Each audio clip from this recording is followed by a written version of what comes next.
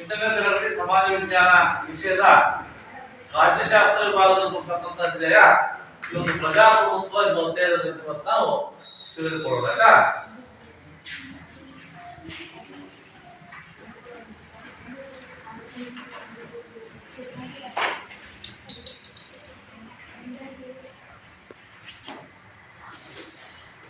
ಹೇಳಿದ್ರ ಪ್ರಜಾಪ್ರಭುತ್ವ ಅಂದ್ರೆ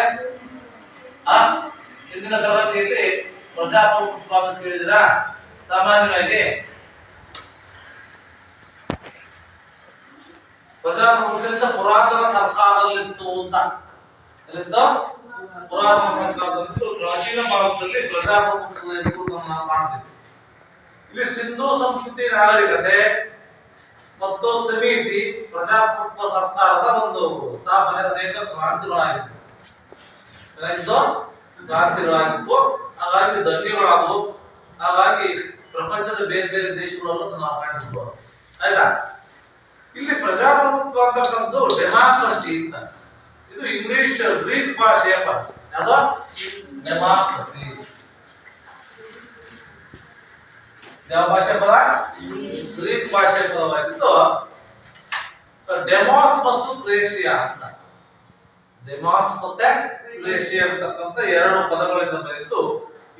ಅಂದ್ರೆ ಏನಪ್ಪಾ ಅಂತಂದ್ರೆ ಜನರಿಂದ ಚಲಾಯಿಸುವ ಅಧಿಕಾರವನ್ನ ಪ್ರಜಾಪ್ರಭುತ್ವ ಅಂತ ಹೇಳಿದ್ರೆ ಜನರಿಂದ ಚಲಾಯಿಸ್ತಕ್ಕಂಥದ್ದು. ಆದ್ರೆ ಸಾಮಾನ್ಯವಾಗಿ ಹೇಳ್ತೀವಿ ಪ್ರಜಾಪ್ರಭುತ್ವ ಅಂದ್ರೆ ಪ್ರಜೆಗಳಿಗಾಗಿ ಆದ್ರೆ ಪ್ರಜೆಗಳಿಗೋಸ್ಕರ ಸರ್ಕಾರವನ್ನ ಪ್ರಜಾಪ್ರಭುತ್ವ ಸರ್ಕಾರ ಅಂತ ಹೇಳ್ತೀವಿ ಅಲ್ವಾ. ಹಾಗಾಗಿ ಇಲ್ಲಿ ತಮ್ಮದಾಗಿರ್ತಕ್ಕಂಥ ಸರ್ಕಾರವನ್ನು ರಚನೆ ಮಾಡಲಿಕ್ಕೆ ಚುನಾವಣೆಗಳನ್ನು ನಡೆಸ್ತೀವಿ ಗೊತ್ತಾ? ನಡೆಸ್ತೀವಲ್ಲ ದೇಶದಲ್ಲಿ. ಎಷ್ಟು ಚುನಾವಣೆ ನಡೆಸ್ತೀವಿ? 5 ವರ್ಷ ಚುನಾವಣೆ ನಡೆಸ್ತೀವಿ. ಹಾಗಾಗಿ ಒಬ್ಬ ಪ್ರಜೆ ಮತ್ತು ಒಂದು ಮತ ಇರ್ತಕ್ಕಂಥ ತತ್ವ. ಒಬ್ಬ ಪ್ರಜೆ, ಆ ಪ್ರಜೆಗೆ ಏನಿರುತ್ತೆ? ಒಂದು ಮತ ಅಂತಕ್ಕಂಥ ಒಂದು ತತ್ವದ ಮೇಲೆ ಕಾರ್ಯನಿರ್ವಹಿಸುತ್ತೆ. ಹಾಗಾಗಿ ಸರ್ಕಾರ ಜನರಿಂದ ರಚನೆಗೊಂಡಿದ್ದು ಜನರೇ ನಿರ್ಧಾರವನ್ನು ಕೈಗೊಳ್ತಕ್ಕಂಥ ಪ್ರಭುಗಳಾಗಿರ್ತಾರೆ. ನಾವೇ ಆಯ್ಕೆ ಮಾಡ್ಕೊಳ್ತೀವಿ ಗೊತ್ತಾ? 18 ವರ್ಷ ಸಿಕ್ಕಿದ್ರೆ ಇದರಲ್ಲಿ ಏನ್ ಮಾಡ್ತೀವಿ? ಮತದಾನ ಹಾಕ್ತಕ್ಕಂಥ ಒಂದು ಇದು ಬರುತ್ತೆ. ಇಲ್ಲಿ ಅದೇ ಅಮೆರಿಕದ ಮಾಜಿ ಅಧ್ಯಕ್ಷರಾಗಿರ್ತಕ್ಕಂಥ ಅಬ್ರಹಾಂ ಲಿಂಕನ್ ಹೇಳ್ತಾರೆ ಏನ್ ಪ್ರಜಾಪ್ರಭುತ್ವ ಅಂದ್ರೆ ಪ್ರಜೆಗಳಿಂದ ಪ್ರಜೆಗಳಿಗೋಸ್ಕರ, ಪ್ರಜೆಗಳಿಂದ ಪ್ರಜೆಗಳಿಗಾಗಿ, ಪ್ರಜೆಗಳಿಗೋಸ್ಕರ ಇರ್ತಕ್ಕಂಥ ಸರ್ಕಾರವನ್ನ ಪ್ರಜಾಪ್ರಭುತ್ವ ಸರ್ಕಾರ ಅಂತ ಹೇಳಿದ್ರೆ ಯಾರು? Abraham Lincoln. ಅವ್ರೇನಾಗಿದ್ರು? ಅಮೆರಿಕದ ಅಧ್ಯಕ್ಷರಾಗಿದ್ರು. ಅದಾಯ್ತಾ? ಅವ್ರು ಏನ್ ಹೇಳ್ತಾರೆ? ಪ್ರಜಾಪ್ರಭುತ್ವ ಅಂದ್ರೆ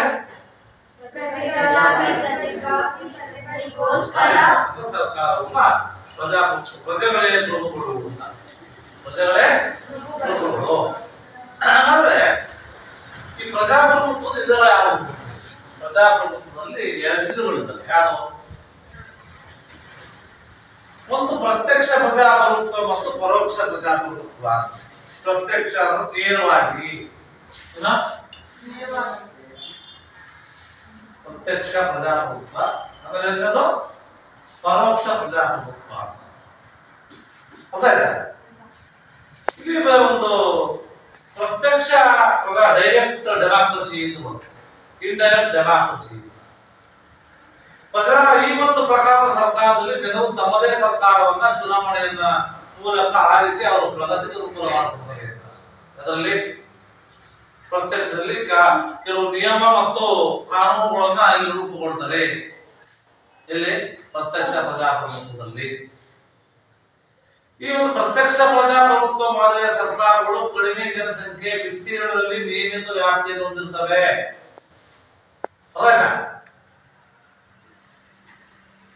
ಅಂತ ದೇಶಗಳು ಅಂದ್ರೆ ಗ್ರೀಕ್ ಮತ್ತು ಸ್ವಿಟ್ಜರ್ಲ್ಯಾಂಡ್ ದೇಶಗಳಲ್ಲಿ ಚಾಲ್ತಿಯಲ್ಲಿದೆ. ಪ್ರತ್ಯಕ್ಷ ಪ್ರಜಾಪ್ರಭುತ್ವ ಯಾವ ದೇಶದಲ್ಲಿ ಚಾಲ್ತಿ? ಗ್ರೀಕ್ ಮತ್ತೆ ಸ್ವಿಟ್ಜರ್ಲ್ಯಾಂಡ್.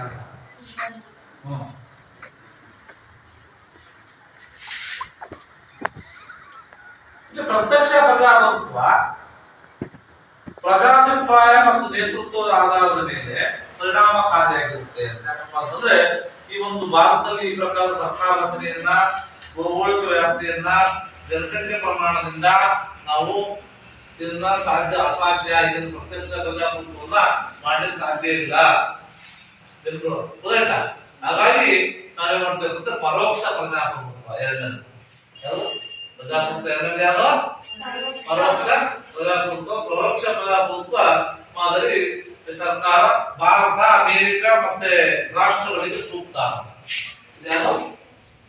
ಭಾರತ ಮತ್ತೆ ಅಮೆರಿಕ.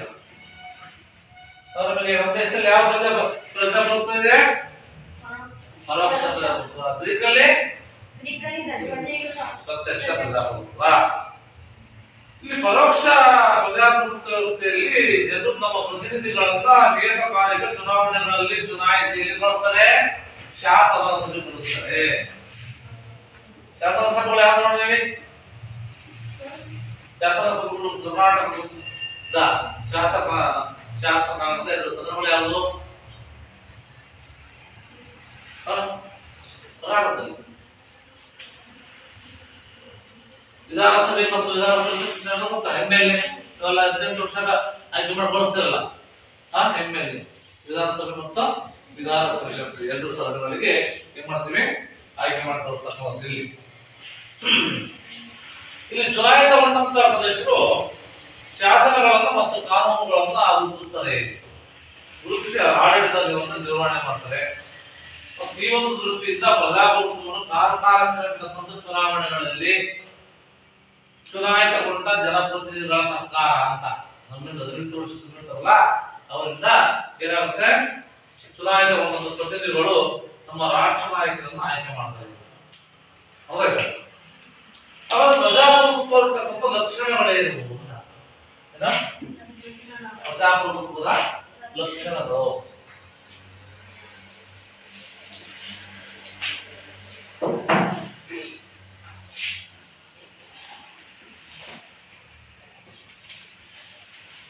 ಪ್ರಜಾಪ್ರಭುತ್ವದಲ್ಲಿ ಪ್ರಜಾಪ್ರಭುತ್ವ ಜನತೆಯ ಸಮ್ಮತಿಯನ್ನ ಆಧರಿಸಿದೆ ಅಂತ ಹೇಳಿ, ಜನತೆಯ ಸಮ್ಮತಿಯನ್ನು ಆಧರಿಸಿದ್ದು ಜನರ ಸರ್ಕಾರ. ಇದು ಪ್ರಾಥಮಿಕ ಸರ್ಕಾರವಾಗಿದ್ದು ಜನರು ತಮ್ಮ ಪ್ರತಿನಿಧಿಗಳನ್ನ ಚುನಾವಣೆಗಳ ಮೂಲಕ ಏನ್ ಮಾಡ್ತಾರೆ? ಚುನಾಯಿಸ್ತಾರೆ. ಮತ್ತು ಪ್ರತಿನಿಧಿಗಳ ಪರವಾಗಿ ಏನ್ ಮಾಡ್ತಾರೆ? ಕಾನೂನನ್ನು ಜಾರಿಸುತ್ತದೆ. ಇಲ್ಲಿ ವಯಸ್ಕ ಮತದಾನ ಪದ್ಧತಿಯನ್ನ ಆಧರಿಸಿದೆ ಅಂತ. ಸಾರ್ವತ್ರಿಕ ವಯಸ್ಕ ಮತದಾನ ಪದ್ಧತಿ ಇಲ್ಲಿ ಪ್ರಜಾಪ್ರಭುತ್ವದಲ್ಲಿ ಅದರ ಲಕ್ಷಣ ಏನ್? ಸಾರ್ವತ್ರಿಕ ಮತದಾನ ಪದ್ಧತಿ ಅಂದ್ರೆ 18 ವರ್ಷ ತುಂಬಿದ ಎಲ್ಲಾ ವಯಸ್ಕ ಮತದಾರರು ಏನ್ ಮಾಡ್ಬೋದು? ಮತವನ್ನು ಹಾಕ್ಬೋದು. 18 ವರ್ಷ ಒಳಗಿದ್ದವರು ಏನ್ ಅವನ್ನ ಅಪ್ರಾಪ್ತರು ಅಪ್ರಾಪ್ತ ವಯಸ್ಕರು ಅಂತ ಹೇಳ್ತೀವಿ. ಹಾಗಾಗಿ ನೀವೆಲ್ಲ ಅಪ್ರಾಪ್ತರು. ಪ್ರಾಪ್ತಗಳು ಎಷ್ಟು ವರ್ಷ ಆಗಬೇಕು? 18 ವರ್ಷ ತುಂಬಿರ್ಬೇಕು. ಅದನ್ನು ಆಧರಿಸಿದೆ ಅಂತ. ಇಲ್ಲಿ ಚುನಾವಣೆಗಳು ನಿಗದಿತ ಕಾಲಕ್ಕೆ ನಿಷ್ಪಕ್ಷಪಾತವಾಗಿ ಮುಕ್ತವಾಗಿ ನಡೀತವೆ. ಓಟಾಗಿ ಗೊತ್ತಾಗುತ್ತಾ? ಗೊತ್ತಾಗುತ್ತಾ? ಅವ್ರಿಗೆ ಗೊತ್ತಷ್ಟು ಬೇರೆ ನಿಷ್ಪಕ್ಷಪಾತವಾಗಿ ಮುಕ್ತವಾಗಿ ನಾಗರಿಕರು ಯಾವುದೇ ತಾರತಮ್ಯವಿಲ್ಲದೆ ಸ್ವತಂತ್ರವಾಗಿ ಮುಕ್ತವಾಗಿ ಹಕ್ಕುಗಳನ್ನು ಅನುಭವಿಸ್ತಾರೆ. ಮಕ್ಕಳು ಜನರು ಮೊನ್ನೆ ಯಾವ ಕೂಡದಲ್ಲಿ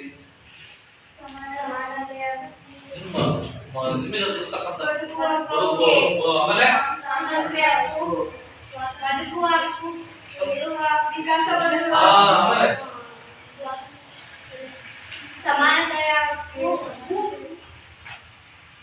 ಮೂಲಭೂತ ಹಕ್ಕುಗಳು ಮಾನವನ ಹಕ್ಕುಗಳು ಭಾಗವಹಿಸತಕ್ಕಂಥದ್ದು ಬದುಕು ಮತ್ತೆ ಜೀವಿಸುವ ಅವೆಲ್ಲ ನಾವು ಪ್ರಜಾಪ್ರಭುತ್ವ ಸರ್ಕಾರದಲ್ಲಿ ಜನತೆಗೆ ಸ್ಪಂದಿಸುವ ಸರ್ಕಾರ ಜನರು ಹೇಳೋದನ್ನ ಕೇಳಬೇಕಪ್ಪ. ಮತ್ತೆ ಸರ್ಕಾರಗಳು ಜನರ ಆಶೋತ್ತರಗಳಿಗೆ ಸಂಬಂಧಿಸಿದ್ದು ಅಂತ ಸರ್ಕಾರವನ್ನ ಶಾಂತಿಯುತ ಹಾಗೂ ಸಂವಿಧಾನಾತ್ಮಕ ವಿಧಾನಗಳಿಂದ ಬದಲಾಯಿಸಬಹುದು. ಗೊತ್ತಾಯ್ತಾ? ಬೇಡ ಪ್ರಶ್ನೆ ಇಲ್ಲ, ಇದು ನಡ್ಸಕ್ಕಾಗ್ತದೆ ಸರ್ಕಾರ ಅಂತಂದ್ರೆ ಅದನ್ನೇನ್ ಮಾಡ್ಬೋದು? ನಾವು ಬದಲಾಯಿಸ್ತಕ್ಕಂಥದ್ದನ್ನ ನಾವೆಲ್ಲಿ ಕಾಣ್ತೀವಿ? ನಮ್ಮ ಪ್ರಜಾಪ್ರಭುತ್ವ ಸರ್ಕಾರದಲ್ಲಿ ಕಾಣ್ತೀವಿ. ಈ ಸರ್ಕಾರದಲ್ಲಿ ಎಲ್ಲಾ ಪ್ರಜೆಗಳು ಕಾನೂನು ದೃಷ್ಟಿಯಲ್ಲಿ ಸಮಾನರು ಅಂತ. ಕಾನೂನು ದೃಷ್ಟಿಯಲ್ಲಿ ಎಲ್ಲರೂ ಸಮಾನರು. ಕಾನೂನು ಅಧಿಕಾರವನ್ನು ಆಧರಿಸಲಾಗ್ತದೆ. ಸರ್ಕಾರದ ಅಧಿಕಾರಿಗಳು ಸಂವಿಧಾನಾತ್ಮಕ ನಿಯಮಗಳನ್ನ ಮಿತಿಗೊಳಿಸುತ್ತಾರೆ. ಮತ್ತೆ ರಾಜಕೀಯ ಪಕ್ಷಗಳ ಅಸ್ತಿತ್ವ ಪ್ರಜಾಪ್ರಭುತ್ವದ ಮತ್ತೊಂದು ಲಕ್ಷಣ ಅಂತ. ರಾಜಕೀಯ ಅಸ್ತಿತ್ವ ಅಂತಂದ್ರೆ ನಾವೇನಿರ್ಬೇಕು, ಪ್ರಜೆಗಳು ಸರಿದ್ರು ಮಾತ್ರ ಅದಾಗುತ್ತೆ, ಯಶಸ್ವಿ ಆಗ್ತಿಲ್ಲ, ಕಷ್ಟ. ಪ್ರಜಾಪ್ರಭುತ್ವ ಪ್ರತಿಯೊಬ್ಬ ವ್ಯಕ್ತಿಯ ಘನತೆಯನ್ನು ಎತ್ತಿ ಹಿಡಿಯುತ್ತೆ. ಏನು ನಮ್ಮ ಘನತೆ, ಒಬ್ಬ ಅವರದೇ ಆಗಿರ್ತಕ್ಕಂಥ ಘನತೆ ಗೌರವಗಳಂತ ಹೋಗ್ತಲ್ವ, ಅದನ್ನು ತಿಳಿಯುತ್ತೆ. ಮತ್ತೆ ಸ್ವಾತಂತ್ರ್ಯ, ಸಮಾನತೆ, ಪ್ರಜಾಪ್ರಭುತ್ವದ ಕೆಲವು ತತ್ವಗಳು. ಏನು ಸಮಾನತೆ, ಏನು ಸಮಾನತೆ? ಕಾನೂನಿನ ಮುಂದೆ ಎಲ್ಲ ಸಮಾನರು ಅಂತ ಇದ್ದಲ್ಲ. ಈ ದೊಡ್ಡ ಎಂತ ವ್ಯಕ್ತಿ ಆಗಿದ್ರು ಸಹ ಅವನೇನಾಗಿರ್ತಾನೆ, ಕಾನೂನಿನ ಮುಂದೆ ಅವ್ರು ಸಮಾನ.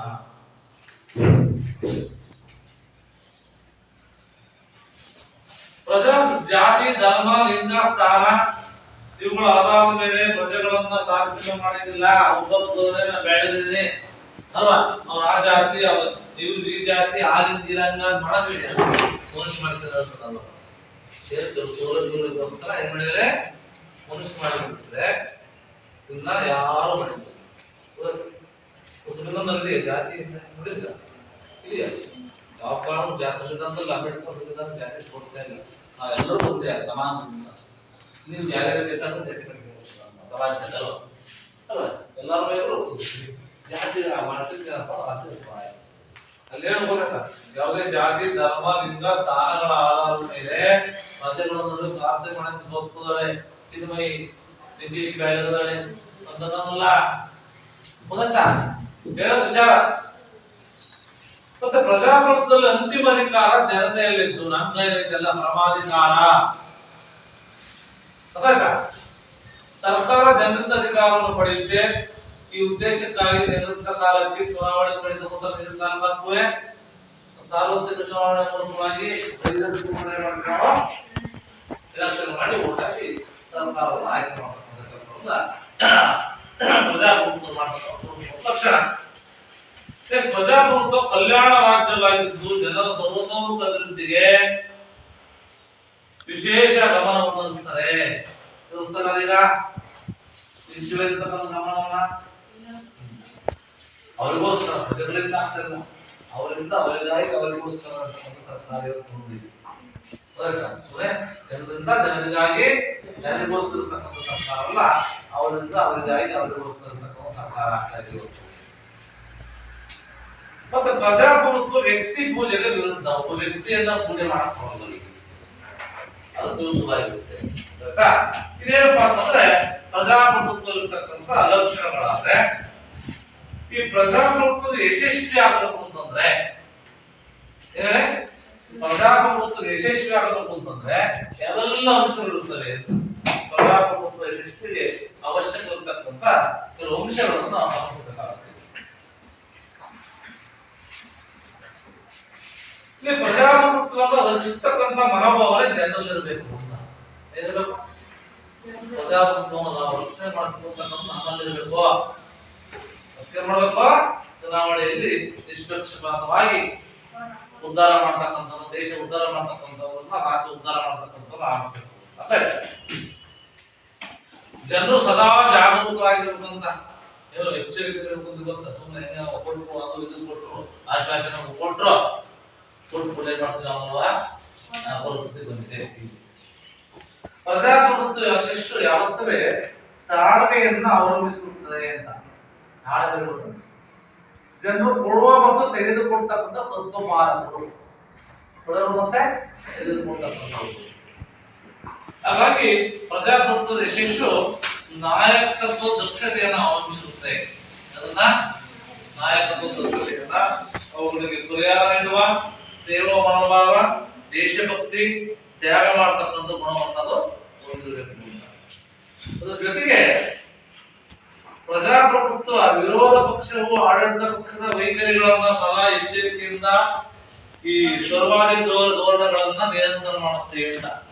ನಮ್ಮ ರಾಜ್ಯದಲ್ಲಿ ಯಾವ ಸರ್ಕಾರ ಇದೆ ಅಂತ, ಯಾವ ಸರ್ಕಾರ ನಡೆಸ್ತಾರೆ ನಮ್ಮ ರಾಜ್ಯದಲ್ಲಿ?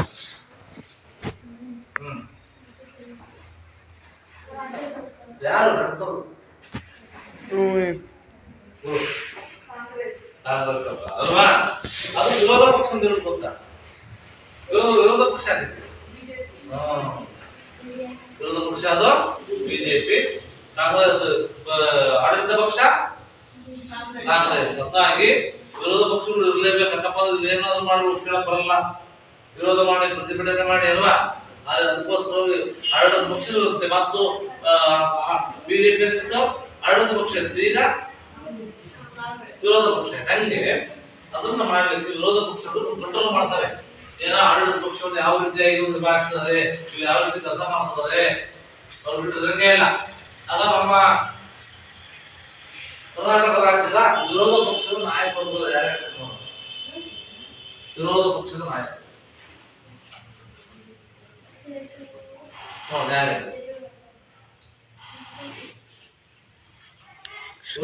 ಇನ್ನೊಬ್ರು ಯಾರು? ಶ್ರೇಯಸ್.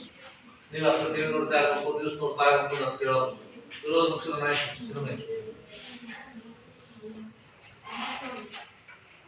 ವಿರೋಧ ಪಕ್ಷದ ನಾಯಕರು ಆಡಳಿತ ಪಕ್ಷ ಅದು ಬಿಜೆಪಿ ಕಾಂಗ್ರೆಸ್ ಅಂತಲ್ವಾ?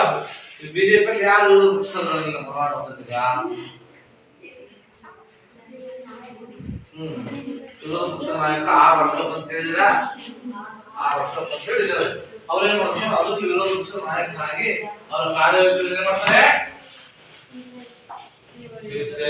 ಈ ಒಂದು ಸದಾ ಎಚ್ಚರಿಕೆಯಿಂದ ಸರ್ವಾಧಿಕಾರಿ ಧೋರಣೆಯನ್ನ ನಿಯಂತ್ರಣವನ್ನು ಮಾಡ್ತಾರೆ. ಮತ್ತು ಪ್ರಜ್ಞಾವಂತ ಮತದಾರ ಪ್ರಜಾಪ್ರಭುತ್ವದ ಯಶಸ್ವಿಗೆ ಕಾರಣವಾಗಬಲ್ಲ. ಎಲ್ಲ ಇದನ್ನ ಮಾಡ್ತಾರೆ ನೋಡಿ. ಮತ್ತೆ ಈ ಸ್ವತಂತ್ರ, ನಿರ್ಭೀತ, ನಿಷ್ಪಕ್ಷಪಾತ ಪತ್ರಿಕಾ ಮಾಧ್ಯಮ ಪ್ರಜಾಪ್ರಭುತ್ವ ಯಶಸ್ವಿ ಪ್ರಮುಖ ಸಾಕ್ಷ್ಯ ಆಗ್ತದೆ. ಇರ್ಬೋದು, ಸ್ವತಂತ್ರ ಇರ್ಬೋದು, ನಿರ್ಭೀತಿಯ ಮತ್ತೆ ಪರಿಣಾಮಕಾರಿಯಾಗಿ ಸಂಘಟಿತವಾಗಿರ್ತಕ್ಕಂಥ ದಕ್ಷ ಮತ್ತು ಜವಾಬ್ದಾರಿಯುತ ಸ್ಥಳೀಯ ಸಂಸ್ಥೆಗಳು ಪ್ರಜಾಪ್ರಭುತ್ವದ ಯಶಸ್ವಿ ಆಗಬೇಕು ಅಂತಂದ್ರೆ ನಮಗೆ ಸಹಕಾರಿಯಾಗ್ತದೆ. ಯಾಕಂದ್ರೆ ಪ್ರಜಾಪ್ರಭುತ್ವ ಇರಬೇಕು, ಬೇಗ ಬೇಡ ನಮಗೆ ಬೇಡ. ಪ್ರಜಾಪ್ರಭುತ್ವದ ಅನುಕೂಲಗಳಿಂದ ಏನು ಉಪಯೋಗ ಆಗ್ತದೆ? ಅದರಿಂದ ಅನುಕೂಲಗಳೇನು? ಪ್ರಜಾಪ್ರಭುತ್ವದ ಅನುಕೂಲಗಳು.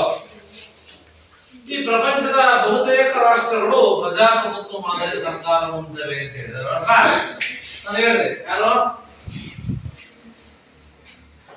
ಹೇಳ್ತಾರೆ? ಪ್ರಜಾಪ್ರಭುತ್ವ ಬಹುತೇಕ ರಾಷ್ಟ್ರಗಳು. ಭಾರತ ಎಂತ ಪ್ರಜಾಪ್ರಭುತ್ವ ಹೊಂದಿದೆ?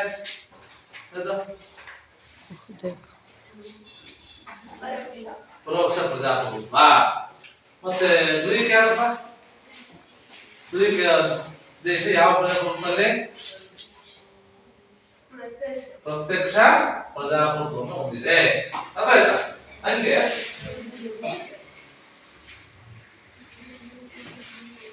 ಅವುಗಳನ್ನ ಸ್ವೀಕರಿಸಿ ಆಚರಣೆಯನ್ನು ಮಾಡತಕ್ಕಂಥ, ರೂಢಿಗೆ ತರ್ತಕ್ಕಂಥ ಕೆಲಸವನ್ನು ಮಾಡೋದು. ಪ್ರಜಾಪ್ರಭುತ್ವ ಅನುಕೂಲಗಳು ಅಂದ್ರೆ ಪ್ರಜೆಗಳ ಹಕ್ಕು ಮತ್ತು ಸ್ವತಂತ್ರ ನ್ಯಾಯಾಂಗದಲ್ಲಿ ಇರುತ್ತದೆ. ಪ್ರಜೆಗಳ ಹಕ್ಕುಗಳನ್ನು ರಕ್ಷಣೆ ಮಾಡುತ್ತೆ ಅಲ್ವಾ? ಪ್ರಜೆಗಳ ಹಕ್ಕುಗಳನ್ನು ಹೇಳ್ತೀನಿ ಅವರೇ ಅಲ್ವಾ? ಮತ್ತೆ ಪ್ರಜಾಪ್ರಭುತ್ವ ಸಮಾನತೆ ತತ್ವವನ್ನು ಆಧರಿಸಿದೆ. ಸಮಾನತೆ ಸಮಾನತೆ ಮೇಲು ಕೀಳು ಜಾತಿ ಲಿಂಗ ಭೇದ ಅದು ಆಧಾರದ ಮೇಲೆ ಏನಿಲ್ಲ ಬಂದಿದೆಯಾ? ಮತ್ತೆ ಪ್ರಜಾಪ್ರಭುತ್ವದಲ್ಲಿ ಸ್ವತಃ ಜನರ ನಿರ್ಧಾರವನ್ನ ಕೈಗೊಳ್ಳುವಲ್ಲಿ ಭಾಗಿಯಾಗ್ತದೆ. ಕಾನೂನನ್ನ ರಚನೆ ಮಾಡಲಿಕ್ಕೆ ಅವಕಾಶವಿರುತ್ತೆ. ಮತ್ತು ಜನರು ತಮ್ಮ ಆಯ್ಕೆಯ ಪ್ರತಿನಿಧಿ ಮತ್ತು ಸರ್ಕಾರವನ್ನು ಏನ್ ಮಾಡ್ತಾರೆ? ಚುನಾಯಿತ ಬೇಕಾಗಿರ್ತಕ್ಕಂಥ ಪ್ರತಿನಿಧಿಯನ್ನ ಏನ್ ಮಾಡ್ತಾರೆ? ಚುನಾಯಿಸ್ತಕ್ಕಂಥ ಕೆಲಸವನ್ನು ಮಾಡ್ತಾರೆ. ಮತ್ತೆ ಪ್ರಜಾಪ್ರಭುತ್ವದಲ್ಲಿ ತೀರ್ಮಾನಗಳು ಸಾರ್ವಜನಿಕ ಅಭಿಪ್ರಾಯ ಮತ್ತು ಚರ್ಚೆಗಳ ಮೂಲಕ ನಿರ್ಧಾರ ಮಾಡ್ತೀವಿ ಅಂತ. ಸಾರ್ವಜನಿಕರು ಅಂದ್ರೆ ಯಾರು? ನೀವೆಲ್ಲ ಅಲ್ವಾ? ನಿಮ್ಮ ನಿರ್ಧಾರದ ಮೇಲೆ 18 ವರ್ಷ ಅಂತ ಹೇಳ್ತಾರೆ ನನಗೆ. ನೆಕ್ಸ್ಟ್, ಪ್ರಜಾಪ್ರಭುತ್ವದಲ್ಲಿ ವಿರೋಧ ಪಕ್ಷಗಳು ಆಡಳಿತ ಪಕ್ಷ ಅಧಿಕಾರವನ್ನು ದುರುಪಯೋಗಪಡಿಸಿಕೊಂಡ್ರೆ ಅದು ಚರ್ಚೆ ಮಾಡೋದು, ಸಂವಾದ ಮಾಡೋದು. ಟೀಕೆ ಮಾಡೋದು, ವಿಮರ್ಶೆ ಮಾಡೋದು, ಪರಾಮರ್ಶೆ ಮಾಡೋದು ಎಲ್ಲ ಮಾಡೋದು ಮೂಲಕ ಅದನ್ನು ತಡೆಗಟ್ಟಬಹುದು ಅಷ್ಟೇ. ನೆಕ್ಸ್ಟ್ ವ್ಯಕ್ತಿಯ ವ್ಯಕ್ತಿತ್ವ ವಿಕಾಸಕ್ಕೆ ಮೂಲಭೂತ ಕೂಡ ಅವಕಾಶ ಮಾಡ್ಕೊಳ್ತವೆ ಅಂತ. ವ್ಯಕ್ತಿಯ ವ್ಯಕ್ತಿತ್ವಕ್ಕೆ ಮೂಲಭೂತ ತತ್ವಗಳು ಮಾಡ್ತವೆ, ಅವಕಾಶ ಮಾಡ್ಕೊಳ್ತವೆ. ಇದು ಮೂಲಭೂತ ತತ್ವಗಳು ಯಾವುದು ಅಂತ ಚಿನ್ಮಯ ಹೇಳ್ತಾರೆ. ಇದು ಮೂಲಭೂತ ತತ್ವಗಳು ಮಾನವರನ್ನು ಕೇಳ್ತಾರೆ. ಮೂಲಭೂತ ತತ್ವಗಳು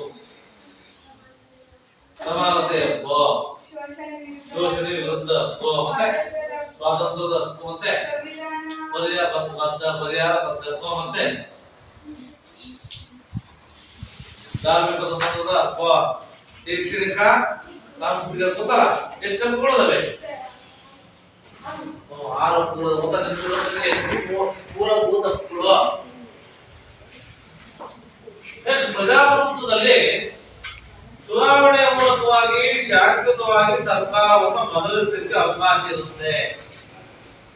ಅದಕ್ಕೋಸ್ಕರ ಕ್ರಾಂತಿಗಳನ್ನು ತಡೆಗಟ್ಟುತ್ತವೆ. ಮತ್ತು ಆಮೇಲೆ ಪ್ರಜಾಪ್ರಭುತ್ವ, ರಾಷ್ಟ್ರೀಯತೆ, ದೇಶಭಕ್ತಿ, ಪ್ರಜಾಗೌರವ, ವಿವಿಧತೆಯಲ್ಲಿ ಏಕತೆಯನ್ನು ನಾವು ಕಾಣ್ತೀವಿ. ಇಷ್ಟೆಲ್ಲ ಏನಪ್ಪ ಪ್ರಜಾಪ್ರಭುತ್ವದಿಂದ ಆಗ್ತಕ್ಕಂಥ ಎಲ್ಲ ಅನುಕೂಲ ಇರ್ತಾವಲ್ಲ, ಅನಾನುಕೂಲ ಇದ್ದೇ ಇರ್ತಾವ ಗೊತ್ತಾ? ಅನುಕೂಲ ಎಲ್ಲೋದು ಅನುಕೂಲ ಇದೆಯಾ? ಅನಾನುಕೂಲ ಇದ್ದೇ ಇರುತ್ತೆ. ಹಾಗಾಗಿ ಪ್ರಜಾಪ್ರಭುತ್ವದ ಅನಾನುಕೂಲ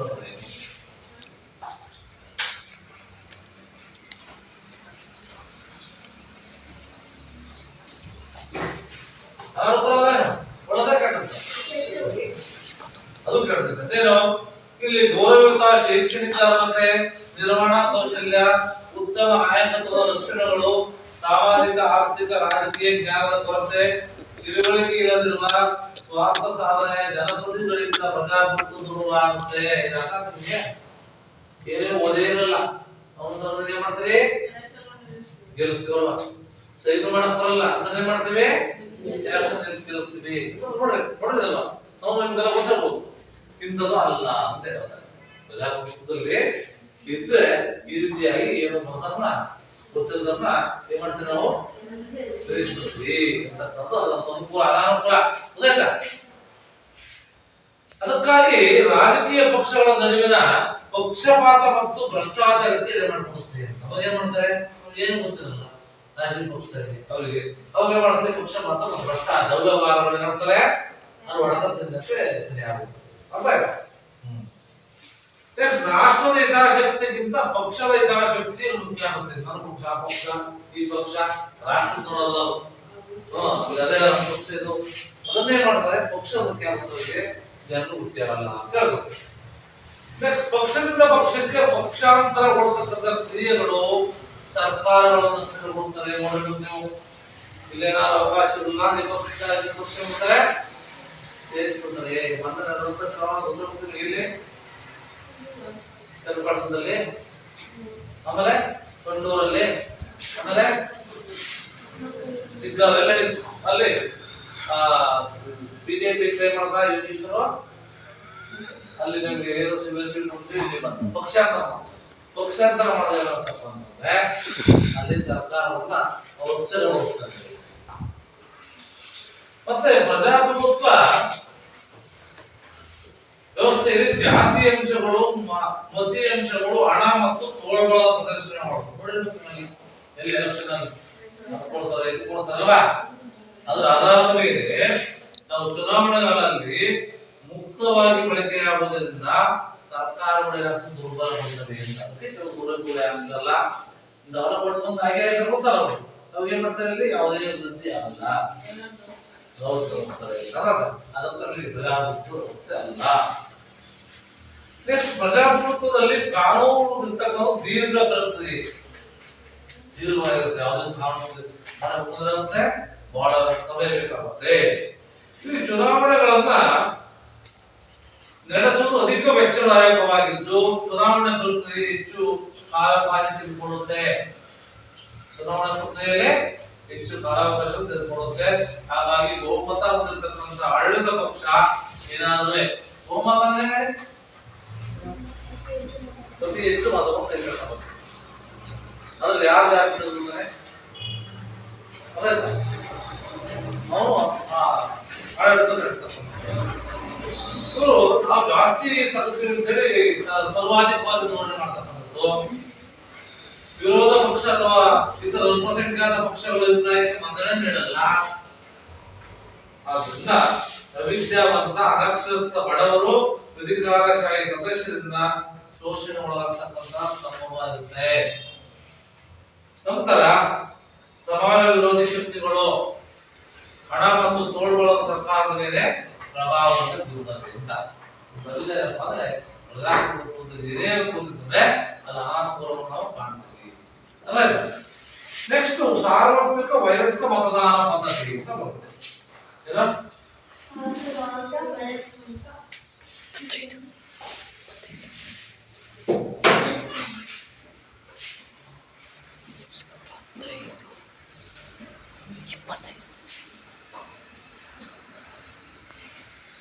ಸಾರ್ವತ್ರಿಕ ಅಂದ್ರೆ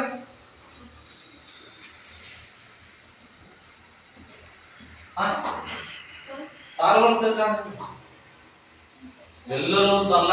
ಇಲ್ಲಿ ಭಾರತ ಪ್ರತಿನಿಧಿ ಪ್ರಜಾಪ್ರಭುತ್ವ ವ್ಯವಸ್ಥೆಯನ್ನು ಬಿಟ್ಟು ಈ ಒಂದು ಚುನಾವಣೆಗಳು ಮಹತ್ವದ ಪಾತ್ರವನ್ನು ವಹಿಸ್ತವೆ. ಭಾರತದಲ್ಲಿ ಯಾವ ರೀತಿ ವಹಿಸ್ತವಪ್ಪ ಅಂತಂದ್ರೆ ಜನರು ಚುನಾವಣೆಗಳಲ್ಲಿ ಮತ ಚಲಾಯಿಸುವ ಹಕ್ಕನ್ನು ಹೊಂದಿದ್ದು ಭಾರತದಲ್ಲಿ ಈ ಹಕ್ಕನ್ನು 18 ವರ್ಷ ಮೇಲ್ಪಟ್ಟಂತಹ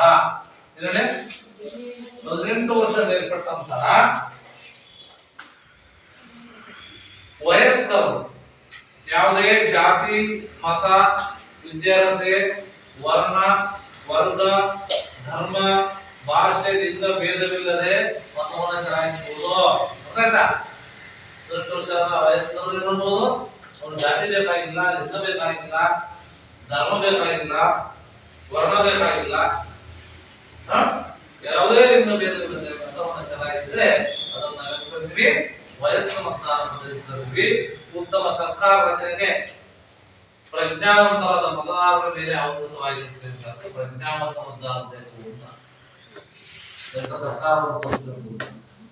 ಆದ್ದರಿಂದ ಪ್ರಜ್ಞಾವಂತ ಮತದಾರ ಏನ್ ಮಾಡ್ತಾರಪ್ಪ ಅಂತಂದ್ರೆ ಮತ ಚಲಾಯಿಸುವಾಗ ಯಾವುದೇ ಜಾತಿ, ವರ್ಣ, ಹಣ ಮತ್ತಿತರ ಆಮಿಷಗಳು ಪಡೆಯಲ್ಲ.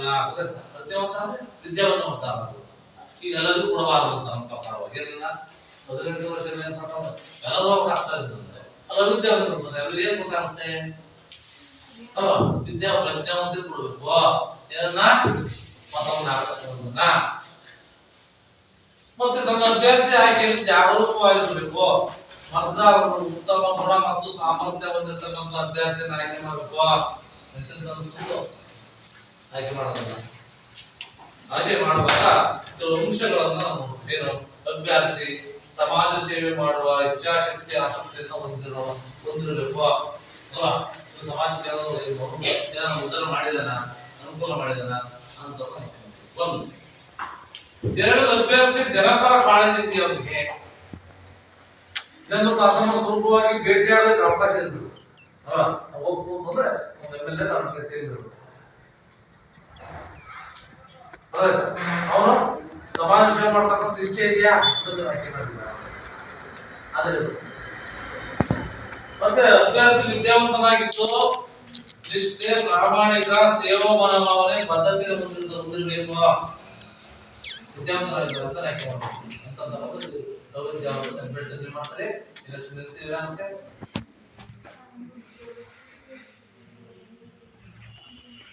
ಅಭ್ಯರ್ಥಿಗಳು ಸ್ವಾರ್ಥಿಯಾಗಿರದೆ ಸೇವೆ ಮತ್ತು ಗುಣಗಳಲ್ಲಿ ಇತರರಿಗೆ ಮಾದರಿ ಅಂತ ಇರಬೇಕು.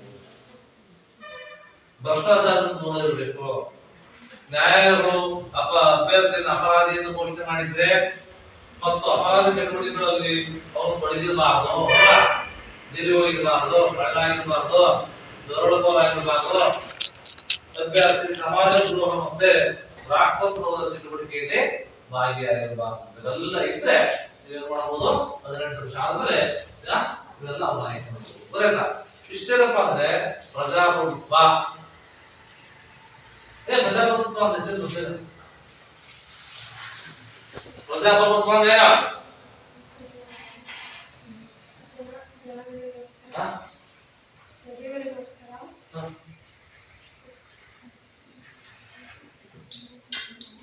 ಏನು?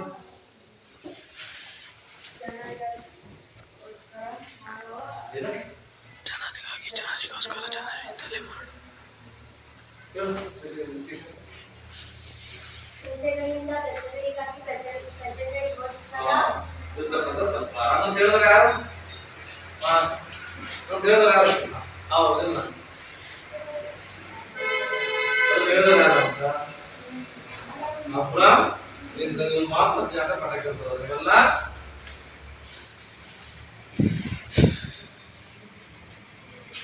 ಪ್ರಜಾಪ್ರಭುತ್ವ ಏನು, ಅದರ ವಿಧಗಳು, ಅದರ ಅನುಕೂಲ ಅನಾನುಕೂಲ ಮತ್ತೆ ಪ್ರಜಾಪ್ರಭುತ್ವ ಯಶಸ್ವಿ ಆಗಲಿಕ್ಕೆ